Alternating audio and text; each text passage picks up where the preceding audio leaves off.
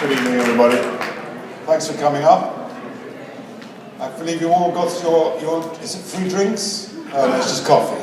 Well, we're on a budget here. We're keeping next season is the 150th birthday of two of the greatest composers, my favorites also, Richard Strauss and Jean Sibelius. So, don't worry, we're not playing all Strauss and Sibelius. Our first opening concert of the season features a wonderful American soloist who I have known for a long time because he's based mainly in Europe and doesn't play so much in America. You've got a lot of great Americans you've exported. Gary Hoffman is going to play the Dvorak Cello Concerto, and we are playing that concert starting with Sibelius' Finlandia and Beethoven's Eroica Symphony No. 3. The second concert, I'm delighted to welcome Mei-En Chen.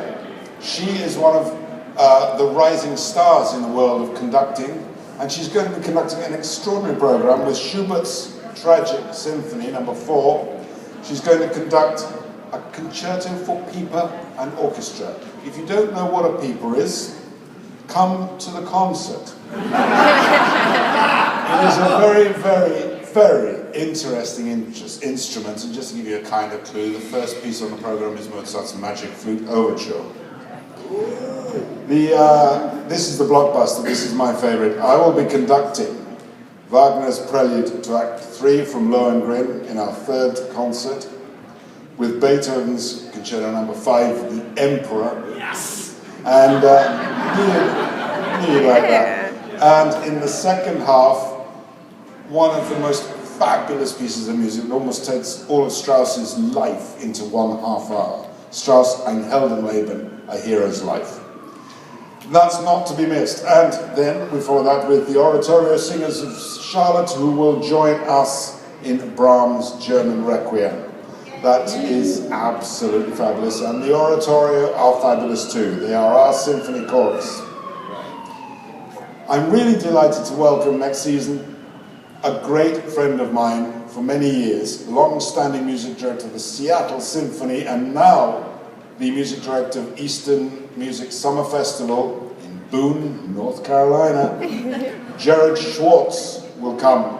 Many of you will know of him from mostly Mozart series. He will be conducting a program of Rossini, the overture to William Tell, always a favorite, that one, Liszt Les Preludes, and Richard Strauss' Don Quixote. And that will feature as soloist his son, who I first met when he was about knee-high. So he will be the cello soloist in Don Quixote.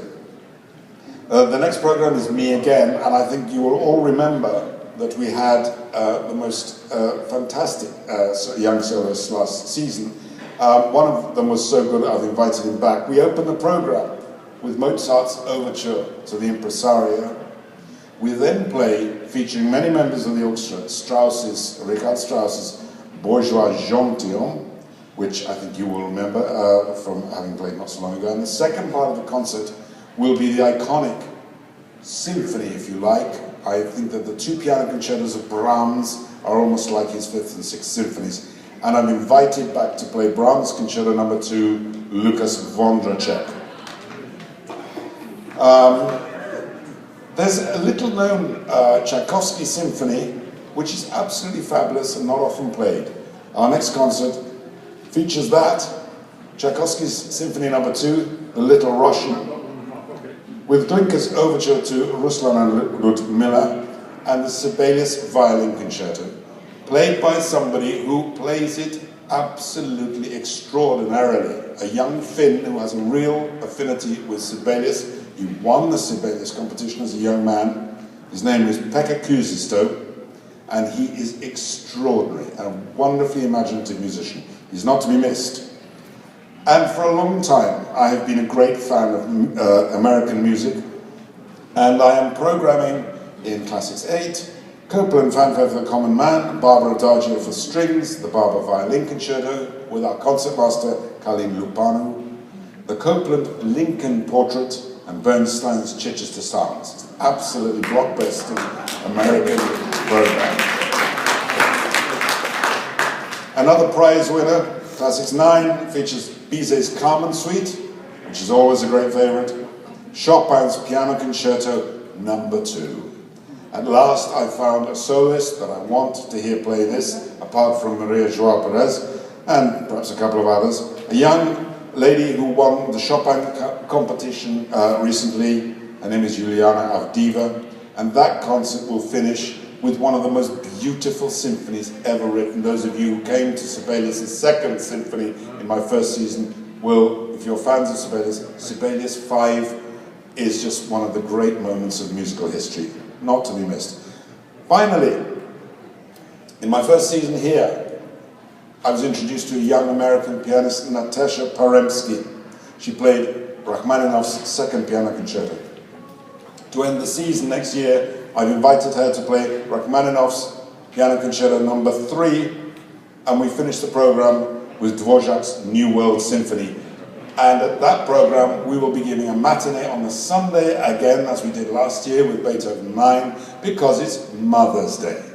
So that's a must for all you families. It was a great success last year, and I have to thank all of you for making the CSO a success. I'm about to go into my 5th season as music director, and the year, or shortly before I came to join this orchestra, I was told that it was possible with the financial climate that there might not be an orchestra to come to.